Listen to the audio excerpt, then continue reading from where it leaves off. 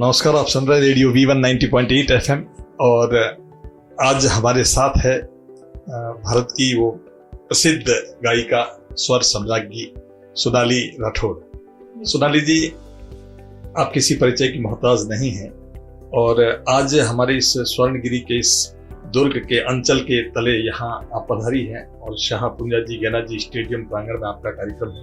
हम radio V190.8 FM से आते हैं और चूंकि आप तो आवाज की मलिका हैं, तो बिना किसी औपचारिकता के थोड़ा सा आपके बारे में जानना चाहेंगे। सबसे पहले तो मेरा परम सौभाग्य है कि इस पावन धरती पर आज पहली बार मुझे गाने का मौका मिला है और इसके लिए मैं आप सबकी बहुत बहुत शुक्रगुजार हूँ।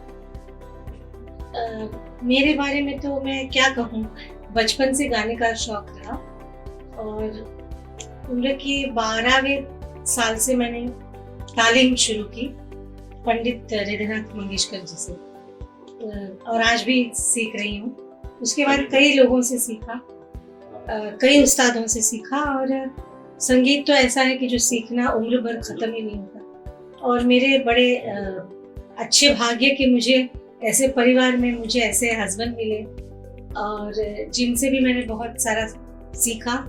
और हमारी बेटी भी बहुत अच्छा गाती है, तो बस संगीत का एक दरिया बहता है पूरे उसमें रचा बसा है, पूरी आपके उस जीवन में संगीत रचा बसा है। आपने कहाँ और किस तरह के गीत कौन कौन सी फिल्मों में गाए? मैं फिल्मों में नहीं गाती जी। मेरे कुछ 20-25 एल्बम्स हैं। सबसे पहला मेरा एल्बम था गजलों का, मेरा सोलो एल्बम था आगाज 1986 में। उसके बाद मेरे कई एल्बम्स आए, दिलकश, खजाना और फिर भजन कलश। और उसके बाद जब मेरी शादी हुई रूप कुमार जी से, तो उसके बाद उनके साथ कई सारे एल्बम्स आए और हम देश विदेश में कॉन्सर्ट करते हैं, प्रोग्राम करते हैं। यही मेरा मतलब शौक है और मुझे बहुत अच्छा भी लगता है।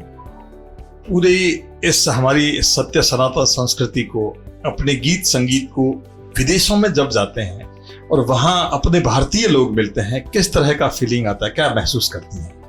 वहाँ के भारतीय लोगों में मैं समझती हूँ आजकल ज्यादा भारतीयता है, क्योंकि वो अपने सारे जो रिलीजन्स है, सारे जो फेस्टिवल्स हैं, बड़े धूमधाम से वहाँ मनाते हैं।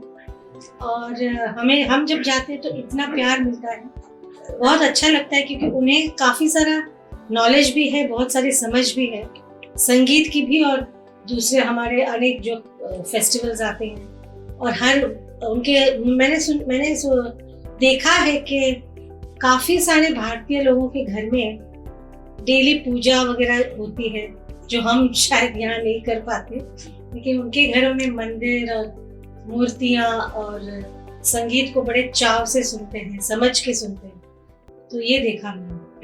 निश्चित रूप से जब आदमी अपने घर से बाहर होता है, अपने परिवार से दूर रहता है, तो उसको वो सभी यादें, अपनी मिट्टी की जो सौंधी सुगंध है वो उसमें रची बसी रहती है और वहाँ उनको अच्छा लगता है। तो आपने भी जैसा जहाँ भी गए, लेकिन यहाँ आपने राठौड़ साहब के साथ बहुत कार्यक्रम किए और हर तरह का संगीत, आपने तो अलग अलग भाषाओं में भी बहुत से गीत गाए हैं। जी, मैंने गुजराती, मराठी और बांग्ला एक गीत गाया है, एक असमीज और हिंदी तो गाती भी हूँ।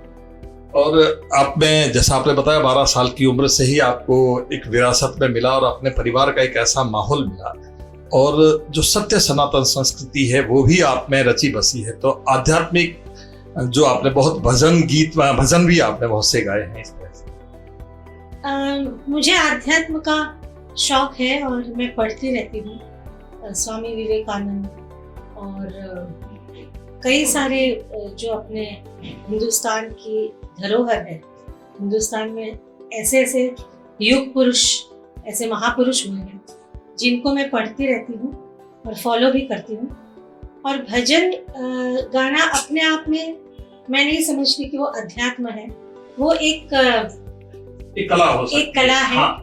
और ऐसा जरूरी नहीं कि हर जो भजन गाने वाला कलाकार है वो निश्चित रूप से कोई ऐसा आध्यात्मिक व्यक्ति हो। नहीं, ये बात बहुत है, बहुत सुंदर आपने बात कही और बहुत जमीनी हकीकत की आपने बात कही कि हर भजन गाने वाला ये जरूरी नहीं।